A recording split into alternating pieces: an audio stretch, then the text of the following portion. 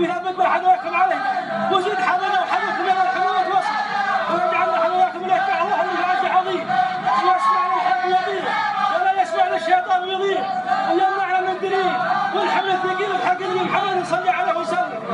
الشرعيات لا يكفر هذا ما نعرس والله يبني بيته والله يبني بلاده والله يجعل في بيت الصيب ونصيب وجاءت ما خوينا دعوه وجينا محبته وغلاه وشمره الطايف ملبي الاسلام في